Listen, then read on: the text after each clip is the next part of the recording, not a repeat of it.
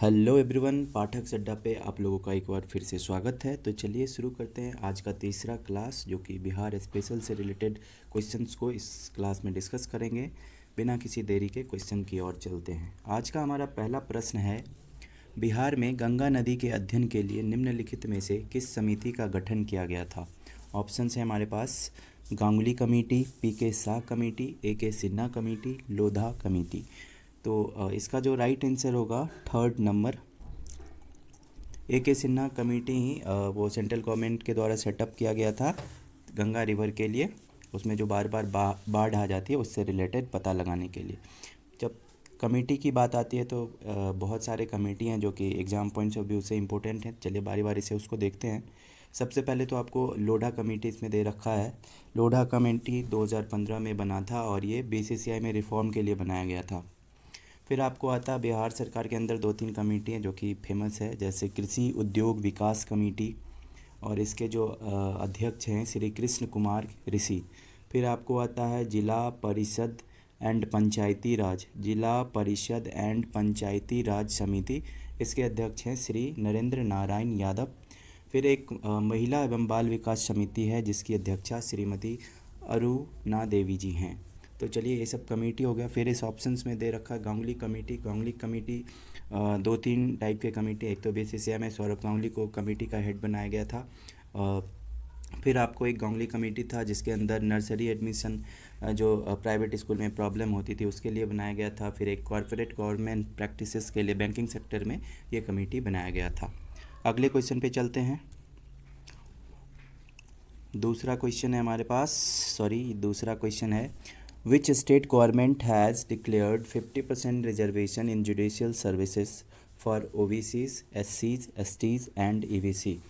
Option है हमारे पास, एक बार हिंदी में भी पढ़ देते हैं। किस राज्य सरकार ने ओबीसी, एससी, एसटी और ईबीसी के लिए न्यायिक सेवाओं में 50% आरक्षण की घोषणा की है। ऑप्शन है हमारे पास मध्य प्रदेश, बिहार, असम, उड़ीसा। तो इसका जो राइट आंसर होगा बिहार ही होगा। सब लोग तुक्का भी मार सकते हैं क्योंकि बिहार स्पेशल का क्लास चल रहा है, तो बिहार ही आंसर होगा।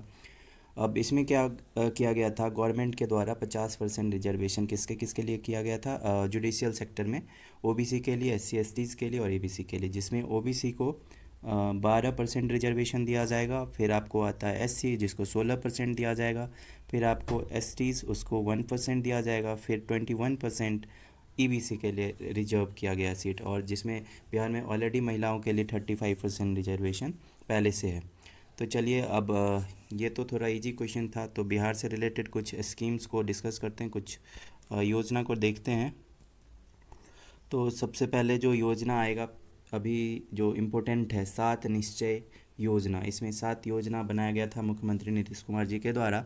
तो 7 निश्चय का जो पार्ट 1 था, इसमें मुख्यमंत्री ने 7 योजना बनाए थे, जिसको मैं बारी बारी से देखता हूँ। चलिए, तो 7 निश्चय पार्ट 1 का जो योजना था, आर्थिक हल युवाओं को बल, ये पहला योजना था जो कि यूथ के लिए था। फिर आपको आता है वुमेन के लिए एक योजना था, आपको आरक आरक्षित रोजगार, महिलाओं को अधिकार। फिर तीसरा जो था, हर घर बिजली लगातार, इलेक्ट्रिसिटी के सेक्टर में। फिर पानी के लिए हर घर नल का जल, ये योजना निकाला गया था 7 निश्चय फर्स्ट में। फिर रोड के लिए जो घर तक पक्की गली नलियाँ, ये हो गया 5वां। फिर 6वां जो था शौचालय निर्माण। और फिर एजुकेशन सेक्टर के लिए अवसर बढ़े आगे बढ़े, ये 7 निश्चय का पहला पार्ट था। फिर 7 निश्चय का दूसरा पार्ट भी लॉन्च किया गया है मुख्यमंत्री जी के द्वारा।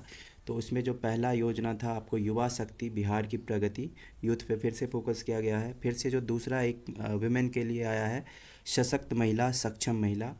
फिर 7 निश्चय का जो पार्ट 2 का और जो नया योजना है उसमें इरिगेशन सेक्टर पे ध्यान देते हुए तीसरा जो इनका 7 निश्चय का तीसरा पॉइंट, हर खेत तक पानी, ये एक अच्छा योजना है अगर इम्प्लीमेंट हो जाए।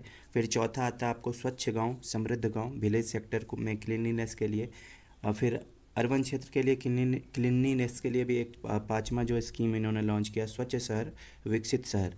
फिर कनेक्टिविटी के लिए आपको एक स्कीम लॉन्च किया गया, कनेक्टिविटी होगी और आसान। ये बिहार सरकार का 7 निश्चय का पार्ट 2 वाला योजना है। फिर इसमें 7 निश्चय का पार्ट 2 का जो 7वां योजना है, सबके लिए स्वास्थ्य सुविधा, हेल्थ सेक्टर में पिछले बार नहीं कुछ किया गया था, इस बार 7 निश्चय में हेल्थ सेक्टर की ओर भी फोकस किया गया है। चलिए, तो ये क्वेश्चन का आंसर आपको पता चल गया। इजी क्वेश्चन था। अगले क्वेश्चन पे चलते हैं। अगला प्रश्न है, first Muslim chief minister of Bihar was. Option है हमारे पास अब्दुल गफूर, फिर डॉक्टर राजेंद्र, डॉक्टर जकीर हुसैन, फिर सैयद फजल अली, फिर आपको Abdul Kalam Azad, none of the above और मोर देन वन। तो इसका जो राइट आंसर होगा अली गफूर, जो कि कांग्रेस से थे और वो पहले बिहार के पहले मुस्लिम मुख्यमंत्री बने थे। उनका जो टर्म था 1973 से 75 ईस्वी तक वो रहे थे और राजीव गांधी सरकार में वो मंत्री भी थे, केंद्रीय मंत्री भी थे। अब देखिए पहले मुख्यमंत्री की बात आई है तो कुछ बिहार के जो पहले और इम्पोर्टेंट लोग हैं मशहूर, उनके बारे में देखते हैं, जो कि बार बार एग्जाम में आ भी जाता है। तो सबसे पहले बिहार का जो पहला गवर्नर था कौन थे? जयराम दास दौलत राम, ठीक है। फिर बिहार के पहले मुस्लिम गवर्नर कौन थे? डॉक्टर जाकिर हुसैन, जिनको भारत रत्न भी दिया गया था 1963 ईस्वी में, ठीक है। बिहार की पहली महिला मुख्यमंत्री कौन थी? राबड़ी देवी। अब बिहार के पहले दलित मुख्यमंत्री कौन थे? भोला पासवान शास्त्री जी। फिर आपको आता है बिहार के पहले प्रथम निर्दलीय मुख्यमंत्री कौन थे? महामाया प्रसाद सिंह जी। फिर आपको आता है बिहार के जो पहले विधानसभा के अध्यक्ष कौन थे? राम दयालु सिंह जी। फिर बिहार विधानसभा के प्रथम महिला सभापति कौन हुआ करती थी? सुश्री राजेश्वरी सरोज दास जी। फिर आपको आता है बिहार के ऐसे व्यक्ति जो पहली बार सुप्रीम कोर्ट में जज बने, उनका क्या नाम था? भुवनेश्वर प्रसाद सिन्हा। फिर आपको आता है क्या और कुछ क्वेश्चन देख लेते हैं बिहार से रिलेटेड। पहले ऐसे बिहारी जिनको ज्ञानपीठ पुरस्कार से नवाजा गया था वो हैं हमारे राष्ट्रकवि दिनकर जी, रामधारी सिंह दिनकर। उनको किस चीज़ के लिए ज्ञानपीठ पुरस्कार मिला था? 1971 में उन्होंने उर्वशी की रचना की थी, जिनके लिए उनको ज्ञानपीठ पुरस्कार से नवाजा गया था। फिर आपको आता है पहले बिहारी जिनको अशोक चक्र दिया गया था, वो थे रणधीर वर्मा। फिर जगजीवन राम, सब जानता है बाबू जगजीवन राम, जो कि बिहार के थे और वो प्रथम बिहारी उप प्रधानमंत्री बने थे।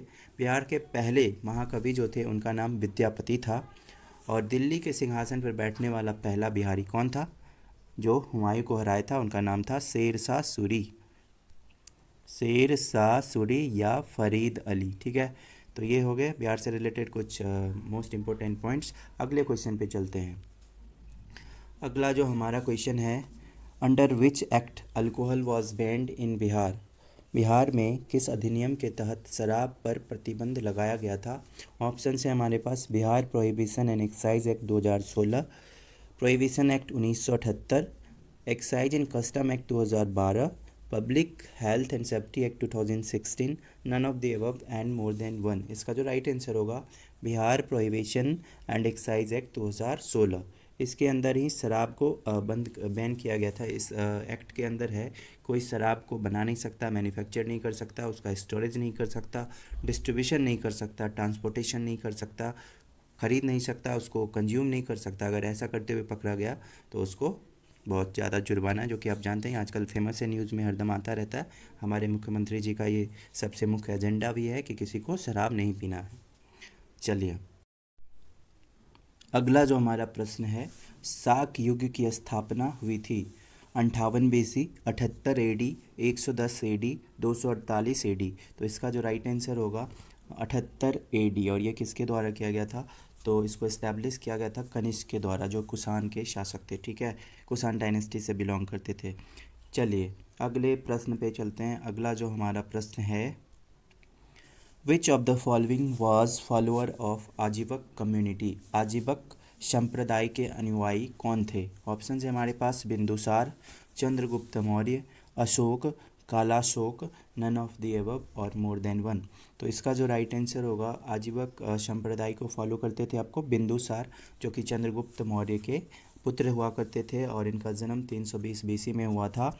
और ये चंद्रगुप्त मौर्य और दुर्धरा इनकी माँ का नाम था। इनको अमित्र घात भी कहा जाता था और राजवल्ली कथा में इनका नाम सिमसेड़ी भी है। और चाणक्य इनके प्रधानमंत्री हुआ करते थे और ये आजीवक संप्रदाय को फॉलो करते थे।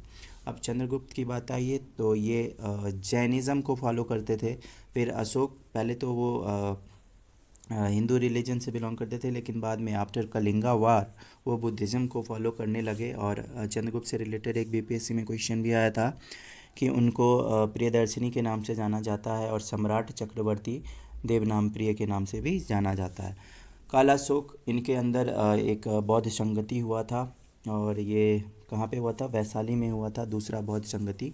और ये किनके पुत्र थे? तो शिशुनाग के पुत्र थे। शिशुनाग डायनेस्टी के दूसरे किंग हुआ करते थे, और ये बुद्धिज़्म को फॉलो करते थे। अगले प्रश्न पे चलते हैं। अगला जो आज का हमारा प्रश्न है, स्यादवाद और Saptabhangi theory is related with which religious community. Hindi में देखते हैं, स्यादवाद या सप्तभांगी सिद्धांत युग किस धार्मिक समुदाय से संबंधित है? ऑप्शन है हमारे पास जैन कम्युनिटी, आजीवक न्यायतिवाद community, Nyaya community, Buddhist community, none of the above. तो इसका जो राइट आंसर होगा, साम्यवाद या सप्तभांगी थ्योरी किससे रिलेटेड था? तो ये जैनिज़्म से रिलेटेड था। और देखिए, जैनिज़्म की बात आई तो जैनिज़्म से रिलेटेड कुछ पॉइंट्स को डिस्कस करते हैं जो कि एग्ज़ाम में बार बार पूछे जाते हैं। तो चलिए, जैनिज़्म के अंदर ही एक अनेक तत्ववाद है या नयावाद है। जैनिज़्म के स्पेशल पॉइंट देख लेते हैं। फिर ये जैनिज़्म कब ये ज़्यादा हाईलाइटेड हुआ था? ये 16th सेंचुरी बीसी में हुआ था।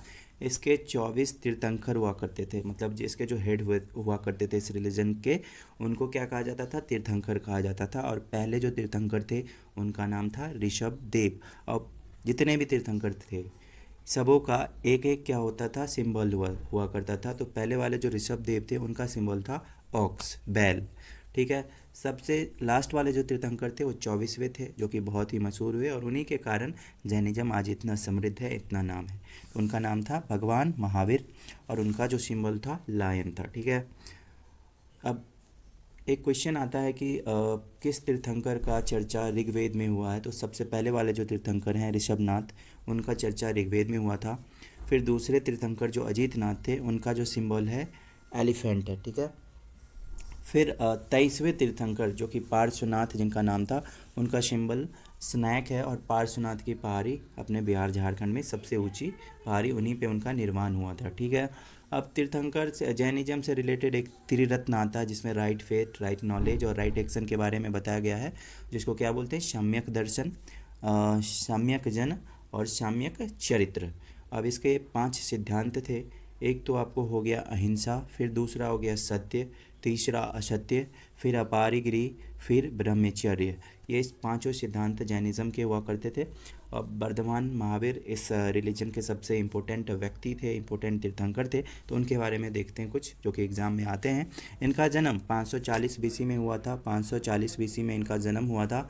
फिर ये किस क्लैन से बिलोंग करते थे? ये भी एग्ज़ाम में क्वेश्चन आता है। तो ये जंत्रिका क्लैन से बिलोंग करते थे। और इनका जो जन्म हुआ था, कहाँ पे हुआ था? तो कुंडलग्राम वैशाली, कुंडलग्राम वैशाली, आज भी ये वैशाली डिस्ट्रिक्ट में ही पड़ता है। और इनके पिताजी का नाम सिद्धार्थ था और माताजी का नाम त्रिशला था। ठीक है। अब ये सब उनको इनलाइटनमेंट कहाँ मिला? ये भी क्वेश्चन आता है। तो जिसको कैवल्य बोलते हैं, और उनको ये 42 वर्ष की एज में मिली थी, और ये 12 साल तक तपस्या किए थे। उसके बाद जाके इनको ज्ञान मिला था। और ये सब किस बुक में डिस्कस किया गया है? तो उस बुक का नाम है कल्पसूत्र। और किस नदी के किनारे इनको ज्ञान मिला था? तो उसको कहते हैं, उस नदी का नाम था रीजू पल्लिका रिवर। ठीक है। अब इनका डेथ कहाँ हुआ था? तो पावापुरी, जो कि नालंदा के पास में है, और 468 बीसी में इनका डेथ हो गया था। चलिए, बहुत ज़्यादा डिस्कस कर दिया। अब अगले क्वेश्चन की ओर चलते हैं। और मज़ा आ रहा तो ज़रूर सब्सक्राइब कीजिए हमारे इस चैनल को, ताकि मुझे भी कुछ मोटिवेशन मिले। अगले क्वेश्चन पे चलते हैं। अगला हमारा प्रश्न है, third Buddhist council took place under who chairmanship. ये मैंने कल भी डिस्कस किया था डिटेल में, कल वाले क्लास में, तो वो भी आप जाके देख सकते हैं। हमारे पास ऑप्शन है महाकश्यप, शबाकामिर, मुगलीपुत्र तिष्य, वसुमित्र। ठीक है। तो इसमें हमने ऑप्शन बताया था कि राबेपाकु, और फिर ए के, फिर आया MSMA। तो इसमें क्या था? पहला वाला जो संगति हुआ था 1, 2, 3, 4, पहला हुआ था राजगीर में। इसके जो ये किसके अंदर हुआ था, अजातशत्रु किंग थे मुग, और ये जो कौन थे, महाकश्यपा इसके चेयरमैन हुआ करते। फिर दूसरा वाला वैशाली में, इसके कालाशोक थे किंग उस टाइम के, और फिर सवाकामी थे। फिर तीसरा वाला पाटलिपुत्र में हुआ था, उस टाइम के किंग अशोक थे, और उसके चेयरमैन मोगलीपुत्र तिष्य थे, जो कि अशोक के छोटे भाई भी थे और इकलौता भाई थे जो जिंदा बचे हुए थे। चौथा वाला कुंडलग्राम में हुआ था, जो कि जो कि कश्मीर में अवस्थित है। कनिष्क उस समय के राजा थे, और अश्वघेष और वसुमित्र उसके चेयरमैन थे। तो इसका जो राइट आंसर होगा मोगलीपुत्र तिष्य। अगले प्रश्न पे चलते हैं। अगला जो प्रश्न है हमारे पास, सॉरी, अगला हमारा प्रश्न है, सेकेंड जैन शक्ति सन्निधि took place under whose leadership. देखिए 3 जैन सन्निधि हुआ था। पहला वाला आपको पाटलिपुत्रा में हुआ था 3rd सेंचुरी बीसी में, और उसके जो चेयरमैन थे वो किन के अंदर हुआ था, तो अस्तुलभद्र थे, उनके अंदर में हुआ था। तो दूसरा वाला जो हुआ था वल्लभी में हुआ था, जो कि मथुरा के पास है, और ये 512 एडी में हुआ था। और इसके जो किन के अंदर हुआ था लीडरशिप, तो देवरादि गनिमित्र या देवरादि क्षमा सत्रमना, या इसमें क्या हुआ था, इसका जो फाइनल कंक्लूजन हुआ था, कंपाइलेशन हुआ था 12 अंग और 12 उपअंग का। तीसरा वाला भी वल्लभी में ही हुआ था, जो कि तीसरा जैन सन्निधि था। ठीक है, अब देखिए जैन से रिलेटेड कुछ इंपॉर्टेंट टेम्पल हैं जो कि एग्ज़ाम में बार बार पूछे जाते हैं, तो उसको डिस्कस करते हैं। सबसे पहले तो ये दिलवारा टेम्पल, जो कि बार बार एग्ज़ाम में आता है, तो ये माउंट आबू में अवस्थित है और ये राजस्थान में पड़ता है। फिर ये कंप्लीट संगमरमर का बना एक टेम्पल है। फिर आपको आता है गिरनार एंड पलिताना टेम्पल, जो कि गुजरात में अवस्थित है। फिर एक आता है मुक्तगिरी टेम्पल, जो कि महाराष्ट्र में अवस्थित है। अगले प्रश्न पे चलते हैं।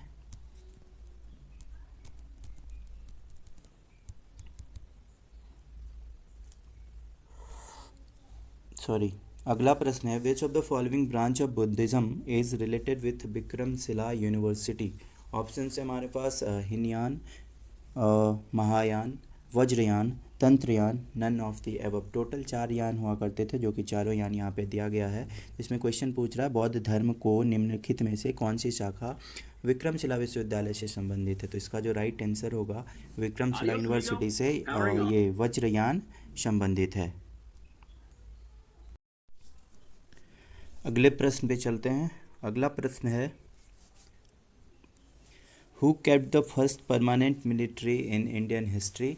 भारतीय इतिहास में पहली अस्थाई सेना किसने रखी। ऑप्शन है हमारे पास अजातशत्रु, उदयन, बिंबिसार, चंद्रगुप्त मौर्य। अजातशत्रु जो कि हर्यक डायनेस्टी के पहले किंग थे, उनका पुत्र उदयन ही पाटलिपुत्रा को मगध का कैपिटल बनाया था। फिर आपको बिंबिसार आते हैं, तो इसका जो राइट आंसर होगा बिंबिसार ही कैपिटल बनाए थे। सॉरी, बिंबिसार के पास ही पहला मिलिट्री पोस्ट था। और तो अब बिंबिसार से रिलेटेड बात आई तो थोड़ा मौर्य साम्राज्य को देख लेते हैं। नहीं, अगले क्वेश्चन पे चलेंगे। अगला क्वेश्चन भी उसी से रिलेटेड है। चलिए, अगला क्वेश्चन है आपको, सुंग वंश से ठीक पहले बिहार पर किसने शासन किया था।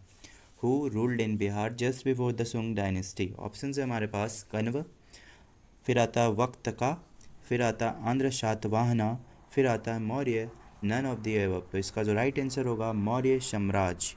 मौर्य ही किससे पहले, सुंग से पहले मौर्य ही आया था। तो चलिए इसका जो वो था, कैसे हिराचिकल ऑर्डर था वो देख लेते। तो सबसे पहले तो आपको हर्यक डायनेस्टी आया था, जिसके राजा हुआ करते आपको बिंबिसार, फिर अजातशत्रु, फिर उदयन, फिर सबसे लास्ट वाला जो हर्यक डायनेस्टी का था वो नागदशक हुआ करते थे। फिर अगला जो डायनेस्टी आया था आपको शिशुनाग, जो कि उसका फाउंडेशन शिशुनाग के द्वारा दिया गया था, और उसी में कालाशोक थे, जो कि बाद में आगे चल के बौद्ध संगति दूसरा वाला जो कि वैशाली में हुआ था वो उसको ऑर्गेनाइज किए थे।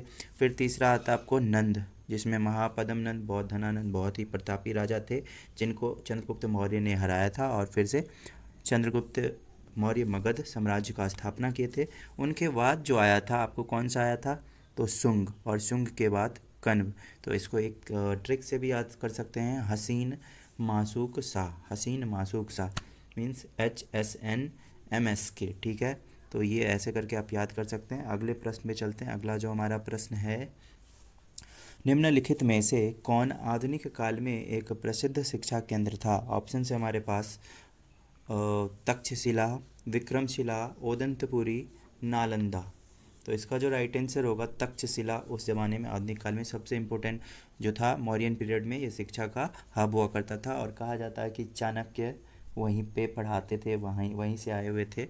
तो इसका जो राइट आंसर होगा चाणक्य, सॉरी एक वाला ऑप्शन नंबर फर्स्ट चाणक्य। अगले क्वेश्चन पे चलते हैं। अगला क्वेश्चन है हमारे पास, रुक जाइए कुछ डिस्कस भी कर लेते हैं। विक्रमशिला है, विक्रमशिला यूनिवर्सिटी को एस्टेब्लिश्ड किया गया था धर्मपाल के द्वारा, और तक्षशिला को डिस्ट्रॉय किसके द्वारा किया गया था? हुन के द्वारा किया था 5th सेंचुरी में। फिर आपको तीसरा है ओदंतपुरी, ये बिहार शरीफ के आसपास में अवस्थित है और इसको गोपाल प्रथम के द्वारा बनाया गया था। फिर नालंदा आता है, तो नालंदा यूनिवर्सिटी का जो एस्टेब्लिशमेंट है वो कुमारगुप्त प्रथम के द्वारा किया गया था। अगले प्रश्न में चलते हैं। अगला जो प्रश्न आता है 1939 में अखिल भारतीय राज्य जन सम्मेलन के अध्यक्ष कौन थे? In 1939 who was the chairman of all India state people's conference? Option है हमारे पास Sheikh Abdullah, V K. Menon, Jawaharlal Nehru, Rajendra Prasad, none of the above और मोर देन वन। इसका जो राइट आंसर होगा जवाहरलाल नेहरू इसके चेयरमैन हुआ करते थे। अगले क्वेश्चन पे देखते हैं। What is the percentage of scheduled tribe population in Bihar as per census 2011? 2011 की जनगणना के अनुसार बिहार में अनुसूचित जनजाति की जनसंख्या का प्रतिशत कितना था? ऑप्शन है हमारे पास 0.1%, 1.3%, 2.9%, 15.9% या नन ऑफ द एबव। तो इसका जो राइट आंसर होगा 1.28% था 2011 सेंसस के मुताबिक। ठीक है, तो इसका सबसे पहले राइट आंसर ऑप्शन नंबर 2। अब देखिए जनसंख्या की बात आ गई है, तो जनसंख्या से रिलेटेड जो कि क्वेश्चंस एग्ज़ाम में आते हैं उन सभी को हम यहाँ पे देख लेते हैं। सबसे पहले जनसंख्या, सबसे पहली बार जनसंख्या पूरे वर्ल्ड लेवल पे कब स्टार्ट हुआ था? तो ये 1700 ईस्वी में हुआ था, डेनमार्क में हुआ था सबसे पहला सेंसस। ठीक है, उसके बाद इंडिया के अंदर ये इरेगुलर सेंसस स्टार्ट किया गया था उस ज़माने में जो वहाँ के गवर्नर जनरल हुआ करते थे लॉर्ड मायो, और ये कब स्टार्ट हुआ था? 1872 में। फिर आपको रेगुलर सेंसस आया इसके जस्ट 9 साल के बाद, और किनके द्वारा किया गया था? उस ज़माने में जो गवर्नर जनरल हुआ करते थे लॉर्ड रिपन 1881 में, और ये हुआ था रेगुलर सेंसस, तब से होता ही आ रहा। ठीक है, और ये किसके द्वारा किया गया था? उस सेंसस के हेड कौन थे? तो W.C. प्लाउटिन। ठीक है, अब बिहार से रिलेटेड, अब सेंसस 2011 से रिलेटेड कुछ क्वेश्चन जो कि BPSC में आ सकते हैं उसको देखते हैं। तो ST का पॉपुलेशन तो यहाँ पे हम देख लिए हैं, अब SC का पॉपुलेशन देखते हैं जो कि 15.91% है। ठीक है, 2011 सेंसस के मुताबिक। अब देखिए टोटल एरिया जो बिहार का है 94,163 स्क्वायर किलोमीटर है, जिसमें रूरल आपको 92,358 और अर्बन 1804.60 स्क्वायर किलोमीटर है। अब पॉपुलेशन डेंसिटी बिहार का पूरे इंडिया में सबसे ज़्यादा है, मतलब 1106 लोग प्रत्येक स्क्वायर किलोमीटर पे रहते हैं। सेकेंड नंबर पे वेस्ट बंगाल आता है और सबसे कम पॉपुलेशन डेंसिटी अरुणाचल प्रदेश का है। फिर आता है पॉपुलेशन में सब रूरल पॉपुलेशन जो बिहार का है यहाँ पे 88.71%, ये रूरल पॉपुलेशन हो गया। फिर आपको और इसका जो अर्बन पॉपुलेशन होता है लगभग 11.29% है बिहार का अर्बन पॉपुलेशन। लार्जेस्ट डिस्ट्रिक्ट है बाय एरिया, कौन है बिहार का सबसे बड़ा डिस्ट्रिक्ट एरिया के मुताबिक बिहार में कौन है? तो वेस्ट चंपारण। ठीक है, नो ये ईस्ट चंपारण होगा। ठीक है, इस पे थोड़ा देख लीजिएगा, ध्यान मिस हो रहा है मेरे से। फिर स्मॉलेस्ट डिस्ट्रिक्ट है आपको शिवहर है, और टोटल जो बिहार का पॉपुलेशन है 10,40,99,452, जिसमें 5,42,78,157 मेल हैं और 4,98,21,294 फीमेल हैं। सबसे ज़्यादा जो पॉपुलेशन है डिस्ट्रिक्ट में, तो सबसे ज़्यादा पटना में है, फिर आपको ईस्ट चंपारण हो गया, फिर आपको मुजफ्फरपुर हो गया, फिर मधुबनी हो गया। फिर पॉपुलेशन ग्रोथ के मुताबिक अगर देखते हैं 2011 से 2001 से 2011 में कितना इंक्रीज हुआ था पॉपुलेशन, तो 25.42%। ठीक है, फिर सबसे ज़्यादा पॉपुलेशन ग्रोथ किस डिस्ट्रिक्ट में हुआ था बिहार में, तो इसका जो राइट आंसर होगा मधेपुरा में। कितना 2001 से 2011 के बीच में 31.12% का ग्रोथ हुआ था। फिर सबसे कम पॉपुलेशन ग्रोथ गोपालगंज में हुआ था जो कि 19.2% था। और बिहार का जो लिटरेसी रेट है 68.82%, जिसमें मेल का लिटरेसी रेट 73.39% है, वहीं पे फीमेल का लिटरेसी रेट 53.3% है।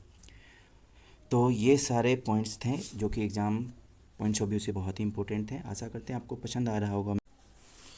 अगला जो क्वेश्चन है 16 number, in the total population of India the percentage of Bihar is, Bharat की कुल जनसंख्या में बिहार का कितना प्रतिशत है। ऑप्शन है हमारे पास 8.50%, 11.37%, 13.03%, 17.07%।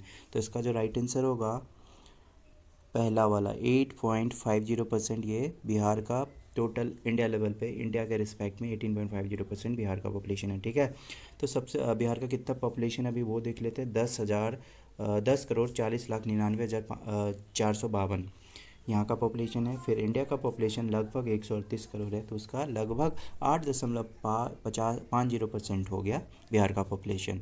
अगले क्वेश्चन पे चलते हैं। अब इससे रिलेटेड कुछ और पॉइंट्स भी देख लेते हैं।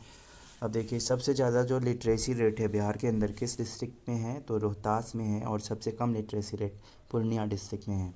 और सबसे ज़्यादा जो मैक्सिमम पॉपुलेशन डेंसिटी है बिहार में किस डिस्ट्रिक्ट का है, तो शिवहर का है, जिसमें 1880 लोग रहते हैं पर किलोमीटर के मुताबिक में। फिर पटना आता है, फिर दरभंगा आता है, फिर वैशाली आता है। और सबसे लिस्ट जो पॉपुलेशन डेंसिटी है किसका है, कैमूर का, जिसमें कितने लोग रहते हैं 488 पीपल पर स्क्वायर किलोमीटर। अगले प्रश्न में चलते हैं। अगला जो हमारा प्रश्न है, Bihar is the largest state of India according to census 2011। 2011 की जनगणना के अनुसार बिहार भारत का सबसे बड़ा राज्य है। किस दृष्टि में है, ये क्वेश्चन में छूटा हुआ है, पॉपुलेशन के दृष्टि से। ठीक है, तो ऑप्शन है हमारे पास second, third, fourth, fifth, none of the above. तो इसका जो राइट आंसर होगा बिहार थर्ड लार्जेस्ट है अकॉर्डिंग टू पॉपुलेशन। ठीक है, सबसे बड़ा स्टेट पॉपुलेशन वाइज में कौन है, सबसे पहले तो आपको आता है यूपी, फिर आपको आता है महाराष्ट्र, फिर बिहार है। ठीक है, पॉपुलेशन के मुताबिक। फिर बिहार का जो सेक्स रेशियो है कितना है, 918। फिर आपको आता है मैक्सिमम सेक्स रेशियो किस डिस्ट्रिक्ट का है, तो गोपालगंज का है। टोटल वहाँ पे कितनी फीमेल हैं, 1028 पर 1000 का इस पे। फिर लिस्ट जो है मुंगेर का है, जो कि बिहार को क्या मुंगेर को कह सकते हैं कि ये बिहार का हरियाणा है।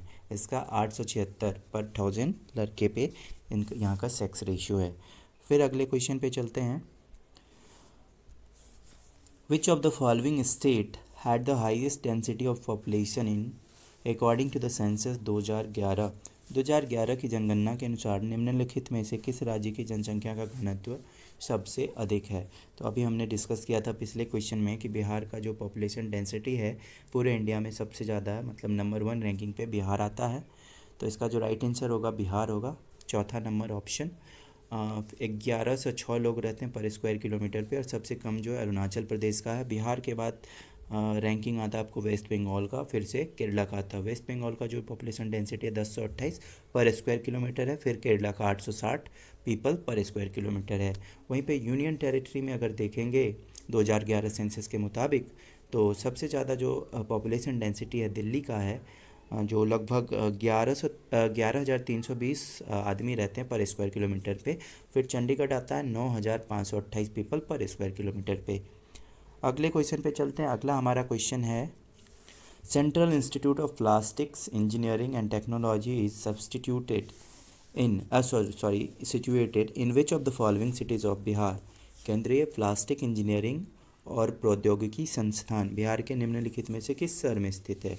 ऑप्शन है हमारे पास हाजीपुर, मुजफ्फरपुर, पटना, दरभंगा। इसका जो राइट आंसर होगा फर्स्ट ऑप्शन, हाजीपुर में ही ये CIPE का इंस्टीट्यूट है। और अगले प्रश्न पे चलते हैं। अगला जो हमारा प्रश्न है, according to drainage pattern which of the following river is an example of rectangular pattern. जल निकासी पैटर्न के अनुसार निम्नलिखित में से कौन सी नदी आयताकार पैटर्न का उदाहरण है। ऑप्शन है हमारे पास Godavari, Kaveri, Kosi, Gandak, none of the above. इसका राइट आंसर होगा कोसी, जो कि अपना रास्ता बदलने में मशहूर है और ये नेपाल से निकलती है, सप्तकोशिका नदी से होते हुए बिहार के अंदर आती है और फिर गंगा नदी में आके मिल जाती है। अगले क्वेश्चन पे चलते हैं। अगला प्रश्न है 2011 की जनगणना के अनुसार बिहार की शहरी जनसंख्या कुल जनसंख्या के अनुपात के रूप में है। तो अभी हमने पिछले क्वेश्चन में ये डिस्कस किया था, बिहार का जो अर्बन पॉपुलेशन है कितना है, आपको 11.29% है। तो इसका जो राइट आंसर होगा 29%, सबसे नियरेस्ट में कौन है, 11.75%। अगले प्रश्न में चलते हैं, फटाफट करते हैं क्योंकि लेट हो रहा, बहुत ज़्यादा लेट हो गया। In Bihar, which scheme aims at building up infrastructural facilities of high standard required for establishment of export-oriented units? Bihar में जो निर्यात उन्मुख इकाइयों की स्थापना के लिए आवश्यक उच्च स्तर की बुनियादी सुविधाओं के निर्माण के लिए एम्स की योजना बना रहे हैं। ऑप्शन है हमारे पास, एकीकृत ढांचागत विकास, निर्यात संवर्धन औद्योगिक पार्क, बिल्ड ऑपरेटर ट्रांसफ़र की अवधारणा, हार्डवेयर प्रौद्योगिकी पार्क। तो इसका जो राइट आंसर होगा एक्सपोर्ट प्रमोशन इंडस्ट्री पार्क। तो ये सही आंसर है। अगले क्वेश्चन पे चलते हैं।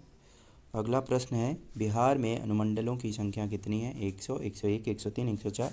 ये बच्चों वाला क्वेश्चन है। 101 अनुमंडल है बिहार के अंदर। अगले प्रश्न में चलते हैं। अगला 24 नंबर क्वेश्चन है, बिहार में तीसरी कृषि रोड मैप का वार्षिकांक, the year number of the third agricultural road map in Bihar is. तो देखिए 3 कृषि रोड मैप अभी तक तैयार किया गया था। तो सबसे पहला वाला जो था, पहला वाला 2008 से 12 के बीच में, फिर आपको आता है 12 से 17 के बीच में, फिर 17 से 22। ये पहला था, ये दूसरा था, ये तीसरा था। तो तीसरा कृषि मैप हो गया 2017 से 22। ऑप्शन 1 इसका करेक्ट आंसर है। अगले क्वेश्चन पे चलते हैं। अगला है, बिहार की जनसंख्या में न्यूनतम जनसंख्या घनत्व किस जिले का है? Which district has the lowest population density in the population of Bihar? Option से हमारे पास शिवहर, कैमूर, बेगूसराय, नालंदा। तो सबसे ज़्यादा जो लिस्ट पॉपुलेशन डेंसिटी है कौन सी डिस्ट्रिक्ट है बिहार की? तो इसका जो राइट आंसर होगा कैमूर।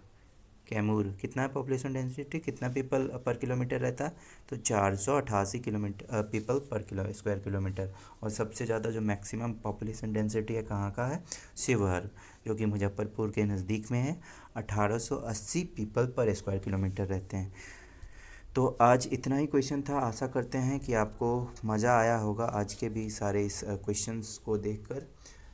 तो अगर पसंद आए तो हमारे इस वीडियो को लाइक कीजिए, अपने दोस्तों के साथ शेयर कीजिए। और जिन लोगों ने पहले वीडियो को नहीं देख रखा, जिन्हें मैंने पहले वीडियो में लगभग 25 प्रश्नों को डिस्कस किया, फिर दूसरे में भी 25 को किया और इसमें ये 25 है, तो ऐसे ही 25 का क्वेश्चन सेट आता रहेगा ताकि आप लोगों को सही तरीके से प्रिपरेशन में हेल्प मिल सके। अच्छा लगे तो लाइक कीजिए, कमेंट कीजिए। तब तक के लिए बने रहिए हमारे इस यूट्यूब चैनल पाठक अड्डा के साथ। धन्यवाद। मिलते हैं हम अपने नेक्स्ट वीडियो में।